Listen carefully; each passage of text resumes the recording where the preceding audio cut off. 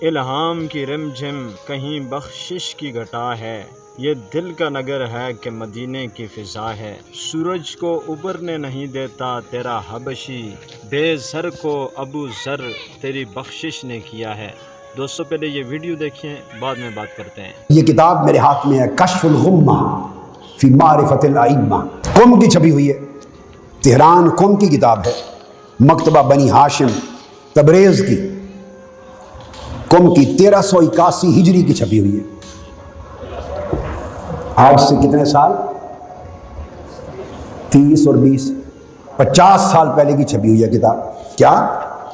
50 سال پہلے کی؟ اور آپ اس کے پہلے صفحے پر دیکھیں،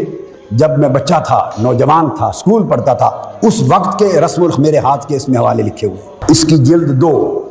الجزء الثانی، دوسری جلد، میں نے مکتبہ بتا دیا، مکتبہ بنی ہاشم تبریز،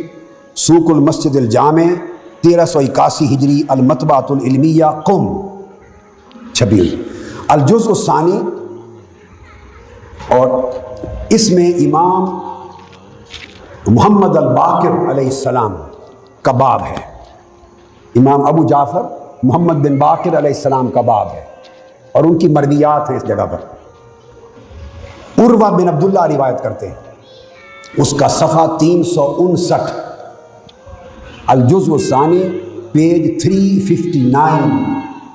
اور یہ اہل تشیع کی بڑے اونچے درجے کی ائمہ اثنا عشریہ کے اوپر بڑی معتبر اور معتمد کتاب ہے، کشف الغمہ۔ ہر عام و خاص اور ہر عالم اس سے واقف ہے، ائمہ اہل بیت کے اوپر، ان کی مرویات پر اور احوال پر۔ عروہ بن عبداللہ روایت کرتے ہیں، وہ کہتے ہیں، قال سألت ابا جعفر محمد بن علی علیہ السلام، کہ میں نے سوال کیا سیدنا محمد الباقر، محمد بن علی الباقر، امام جعفر الصادق کے والد سیدنا امام محمد الباقر علیہ السلام سے میں نے سوال کیا، عن حلیۃ السیوف، کہ جہاد کرتے ہیں تو تلواریں ہوتی ہیں سب کے پاس، تو تلواروں کا جو دستہ ہوتا ہے، دستہ، اس کے اوپر یہ سونا چڑھانا یا سونے کا پانی چڑھانا یا اس کا زیور چڑھانا، خوبصورت کرنا، اس کو مزین کرنا، زینت دینا سونے سے، اس کے بارے میں شریعت کا حکم کیا ہے؟ میں نے سیدنا امام محمد الباقر سے پوچھا، تلوار کے دستے کو مزین کرنا ذہب سے، اس کے بارے میں شریعت کا حکم کیا ہے؟ فقال لا باس بہ، تو امام محمد الباقر نے فرمایا اس میں کوئی حرج نہیں، جائز ہے۔ میں نے پوچھا کیوں؟ فرمایا حضرت ابو بکر صدیق رضی اللہ تعالی عنہ نے اپنی تلوار کے دستے کو مزین کر رکھا تھا، یہ شریعت میں دلیل دی، امام محمد الباقر نے دلیل دی شریعت میں، یہ جائز ہے، اس لیے کہ حضرت ابو بکر صدیق رضی اللہ تعالی عنہ نے اپنی تلوار کے دستے کو مزین کر رکھا تھا۔ اور میں سب کو بتانا چاہتا ہوں، یہ کتاب اس وقت میرے پاس ہے، کشف الغمہ، 50 سال پہلے چھپی ہوئی ہے، قم کی۔ مشرب دیکھیے کہ اس کتاب میں بھی ابو بکر صدیق کا لفظ آگے رضی اللہ تعالی عنہ چھپا ہوا ہے۔ وہ جب ابو بکر صدیق کا نام ان کتب میں بھی آتا تو رضی اللہ تعالی عنہ لکھتے،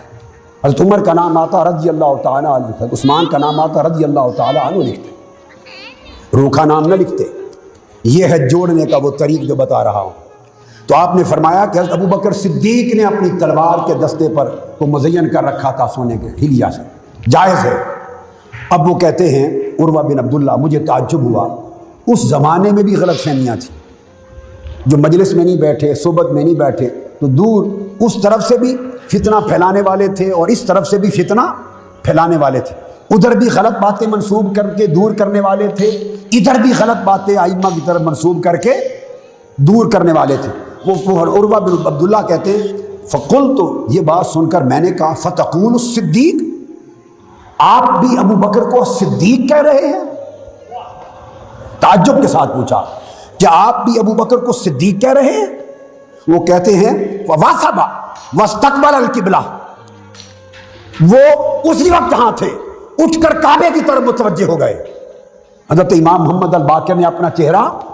اسی لمحے کعبہ کی سمت کر دیا، وَقَالَ نَعَمَ الصِّدِّيقُ نَعَمَ الصِّدِّيقُ نَعَمَ الصِّدِّيقُ، ہاں حضرت ابو بکر صدیق ہیں، ہاں وہ صدیق ہیں، ہاں وہ صدیق ہیں، ہاں وہ صدیق ہیں، ہاں وہ صدیق ہیں، ہاں وہ صدیق ہیں۔ آگے پھر فرمایا فمن لم یکن لہ الصدیق فلا صدق اللہ لہ قولا ولا فی الدنیا ولا فی الاخرہ، اور جو شخص حضرت ابو بکر کو صدیق نہ کہے اللہ اس کی کسی بات کو نہ دنیا میں سچا کرے نہ آخرت میں سچا کرے۔ امام محمد الباقر جن کے پاؤں کی دھول ایمان والوں کے آنکھوں کا سرما، میں تو جن کے در کا سگ ہوں، اماموں کے امام، وہ فرماتے ہیں ہاں وہ صدیق ہیں صدیق ہیں صدیق ہیں، اور فرمایا جو انہیں صدیق نہ جانے،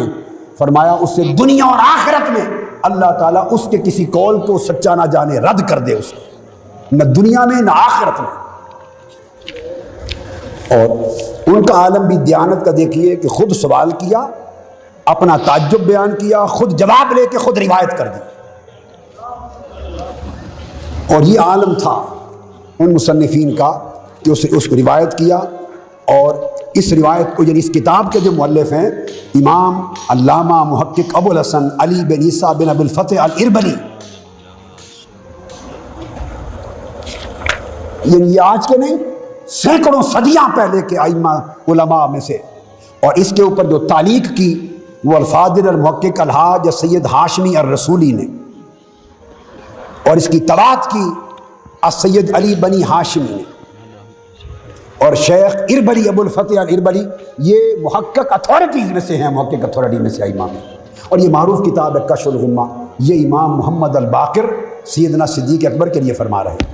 اسی سیدنا امام محمد الباقر کا معروف قول ہے، اسی صفحے پر 359 صفحے پر امام محمد الباقر رضی اللہ تعالیٰ عنہ کے بارے میں شیخ ابو الفرج عبد الرحمن بن علی بن حوالہ دیتے آ رہے ہیں۔ وہ فرماتے ہیں کہ امام محمد الباقر کی نسبت کیا ہے، فرماتے ہیں کہ ان کی والدہ کا نام ام عبداللہ بنت الحسن بن علی بن ابی طالب، سیدنا امام حسن مجتبیٰ کی صاحبزادی ہیں ام عبداللہ، جو امام محمد الباقر کی، یہ بیٹے ہیں امام زین العابدین کے، اور والدہ ان کی بیٹی ہیں ام عبداللہ بنت الحسن، امام حسن مجتبیٰ کے، تو کزن ہو گئے نا، کزن، اور ان کے بیٹے کا نام جعفر و عبداللہ، یہ تو امام جعفر صادق کی بات ہے۔ فرمایا ان کی دونوں کی والدہ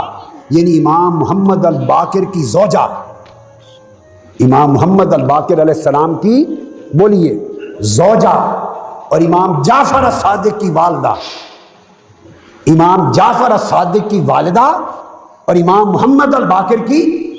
زوجہ، ان کا نام ہے ام فروہ بنت القاسم بن محمد بن ابی بکر، وہ حضرت سیدنا ابو بکر صدیق رضی اللہ تعالیٰ عنہ کی پوتی ہیں، پڑپوتی ہیں، سیدنا صدیق اکبر کی پڑپوتی ہیں۔ اس لیے امام جعفر صادق علیہ السلام نے فرمایا والدنی ابو بکر مرتین، میں حضرت ابو بکر صدیق کا دوہرا بیٹا ہوں۔ امام جعفر صادق نے فرمایا، یہی کتاب کشف الغمہ فی معرفت الائمہ، اس سے اگلا باب امام جعفر صادق کا، اس کا صفحہ 373، وہ روایت کرتے ہیں قال الحافظ عبد العزیز بن الاخضر الجنابزی، فرماتے امام ابو عبداللہ جعفر بن محمد بن علی بن حسین بن ابی طالب، یعنی امام جعفر صادق علیہ السلام رضی اللہ تعالیٰ عنہ الصادق، فرماتے ان کی والدہ، ان کا نام ہے ام فروہ، یہ کنیت ہے، اسمہا قریبہ، والدہ ماجدہ حضرت محمد الباقر کی بیوی زوجہ مطہرہ، اور حضرت امام جعفر صادق کی والدہ ماجدہ کا نام تھا قریبہ، کنیت تھی ام فروہ، اور یہ پڑپوتی تھی سیدنا ابو بکر صدیق کی بنت القاسم بن محمد بن ابی بکر، سیدنا صدیق اکبر کے بیٹے پڑپوتے قاسم بن محمد بن ابی بکر کی صاحبزادی تھی، اور وہ فرماتی ہیں، اور ادھر ان کی والدہ وہ تو تھی باپ کی طرف سے، یہ نسب تھا ان کے باپ کا، پھر ان کی ماں کا نسب، فرماتے اسمہا بنت عبد الرحمن بن ابی بکر الصدیق، ان کی والدہ وہ حضرت ابو بکر صدیق کی پوتی تھی، ان کی والدہ کی والدہ یعنی نانی، آپ سمجھ گئے، یعنی دادا اور دادی سیدنا صدیق اکبر کی پڑپوتی،